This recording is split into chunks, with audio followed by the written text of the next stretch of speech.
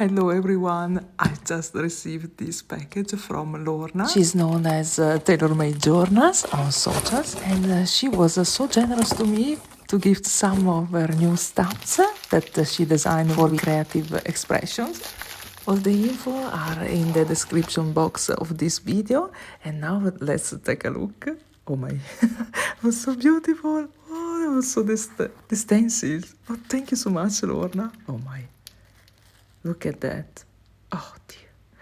I love it. Oh my. After the unboxing, I will share with you how to alter a little tin using one of these stamps and a lot of beautiful fabrics. But you can also find out other creators that are using these amazing stamps from Lorna. Their links are under this video in the description box. In this way, we will inspire each other. And let me tell you, I'm very happy because it's also beautiful see one of us have so much success. So congratulations, Lorna. These are amazing. I love already all. Oh, there is also some paper. Have a look. Oh, they are very grungy. I like this color palette. I will use them for sure in the future. For today's project, I wanted to try these stamps on the acetate. I bought this one, but you can use recycled plastic from packaging, for example. And I'll use this white pigment that is one of my favorites. The only thing is that you have to be patient with this ink because it's very, what can I say?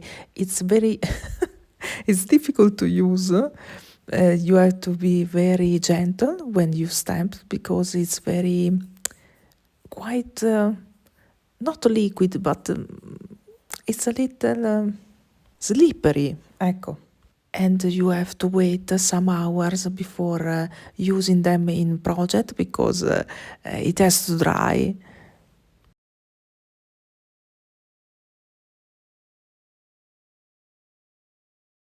These turn out perfect, but keep in mind that not always with this ink the stamp is very clear. Here's some other example. Something is very good and something is not, but it depends of this particular ink. The stamps are great. I personally enjoy so much using this type of modern materials with vintage things on my journal, and so also today I want to mix things in this way. So I thought that for this project I can redo an old one that I made some years ago. And the project is to alter a tin with some fabrics. Something is from my personal collection and something is from Stitch and Fables that gifted to me this bunch of fabric last year. Thank you so much. And the first thing to do is to create a sort of sleeve, a sort of envelope cover for our tin.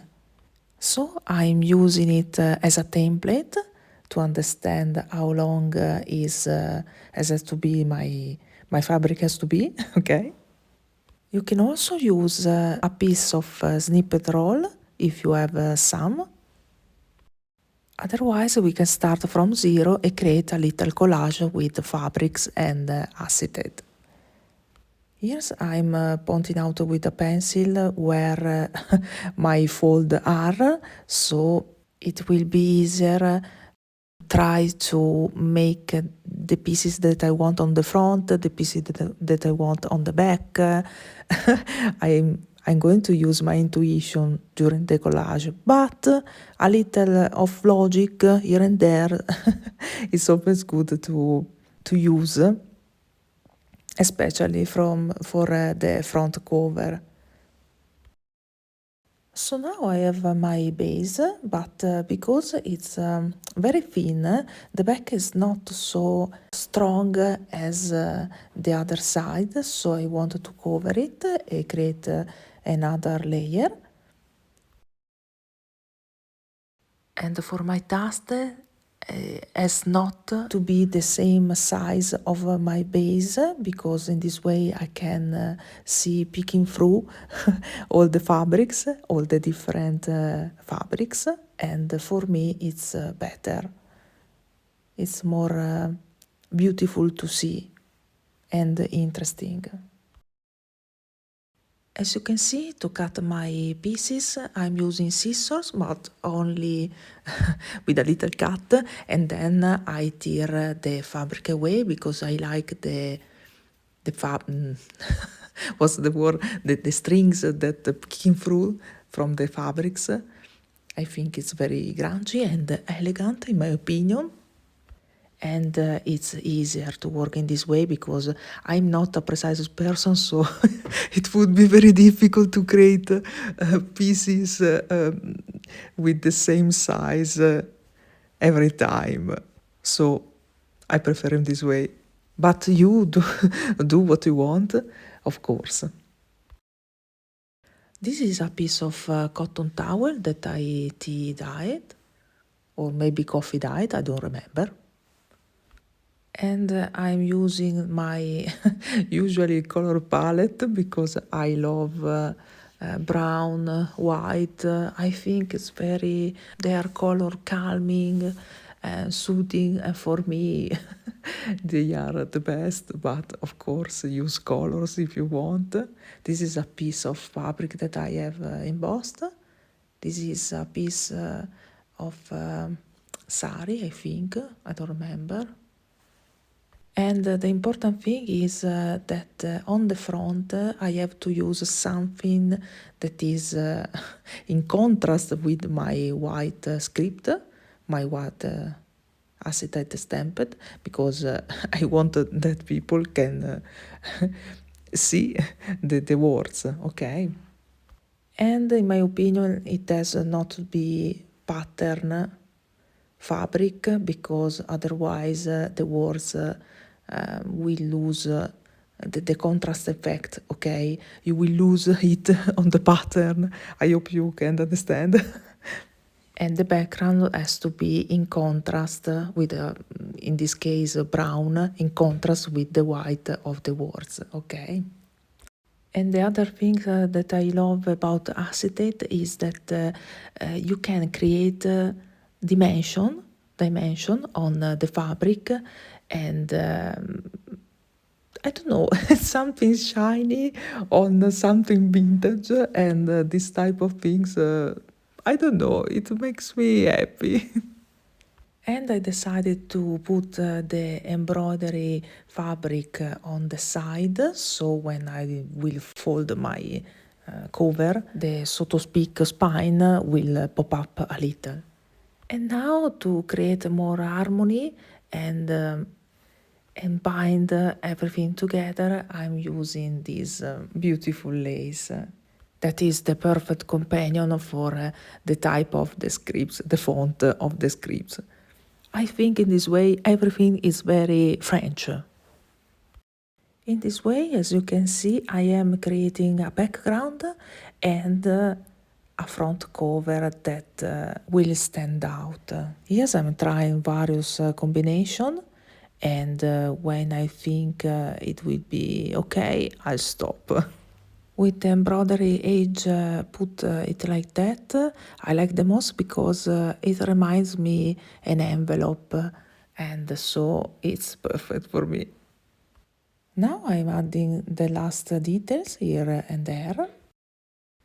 And this is the part that I like the most because for me collage is a very meditative practice, and so it calmed me down, and I enjoy it so much. I would love to collage all day.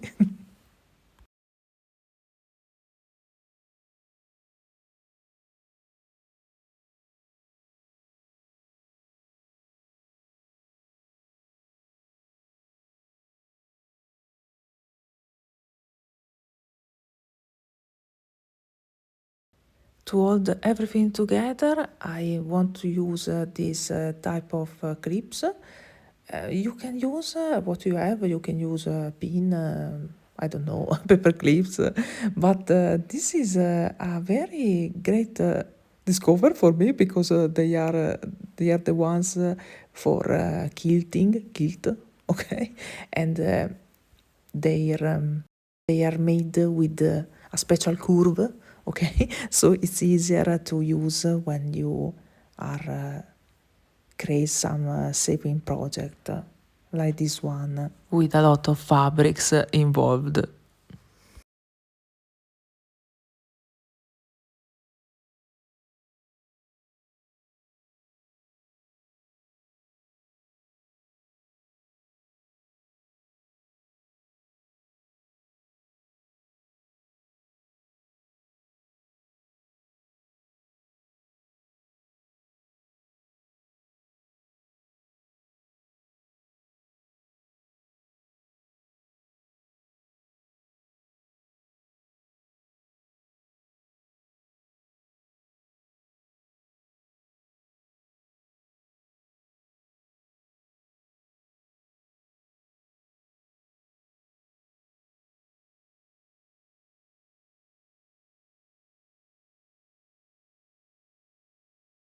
Now you can cut the excess or fold it on the other side. I am making both.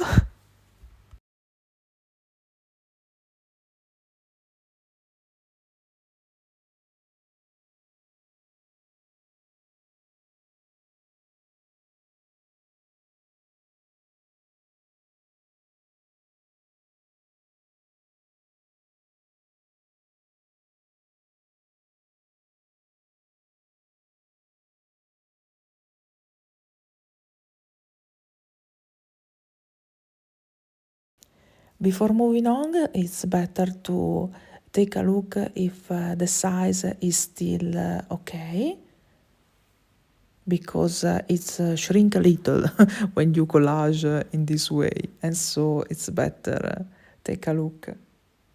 And also in this way you can control that everything is where you want to be.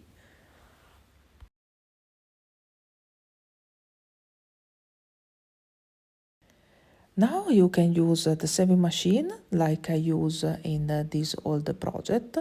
The video tutorial is down below if you want to see how I make this one in particular.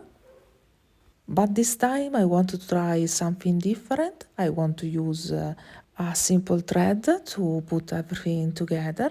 So I'm going to make some stitch here and there in strategical point where the fabric overlaps each other's. It's like a sort of little knot that I'm doing. I cut the thread, but you can make every stitches and then cover with some fabric at the end, the back of your project. And that's it for now. I cut this this part of the tutorial because it's it's a little boring, I think, and so I wanted only to show one knot, one stitch, and then move on. I think it's understandable. Here is my little stitch that is visible only on the back. So this is the result. You can see that the little stitches are not visible. If you want, you can do, of course, slow stitching that is visible. But in this case, I thought I wanted to make things clear, so to speak. And I think it's good enough. I liked these little stitches that you can see, and I enjoyed this technique. I think I will do more projects in this way. So now I want to put something on the back to cover these little knots that I have done, and I want to use the glue for the fabric. In this case is Flash Bond, but you can use the fabric tack. It's quite the same, okay? The thing is that in Italy, Flash Bond is more affordable and it's easier to find. But Fabri-Tac it's a little better in terms of quality.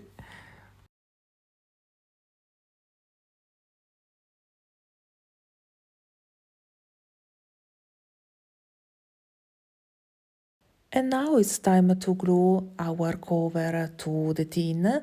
And I wanted to point it out that I do it the wrong way because like that the closure is a little it's a little difficult. So keep this in mind when you apply your cover to your tin. But for now it's like that. Let me tell you that once I finished, I took it off and I re-glue it down in the other direction. Now you can take your piece of acetate and you can glue it down, or like me, you can use the stapler to hold everything together.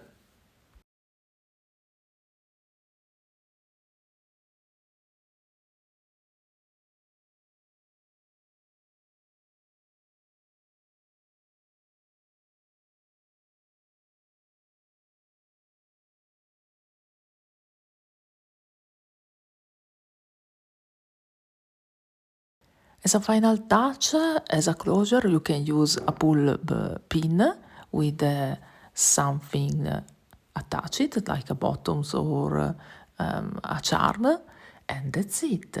You can use it as a gift for crafty friends. I think it's perfect for all the little stamps, ephemera, paper clips, something like that. And it's very cute, in my opinion, and it's very versatile. So I hope you enjoyed this video. Let me know in the comments what you think. I apologize for the poor lighting, but I am moving and it is what it is. I'm sorry. Thanks for watching and see you soon. Bye!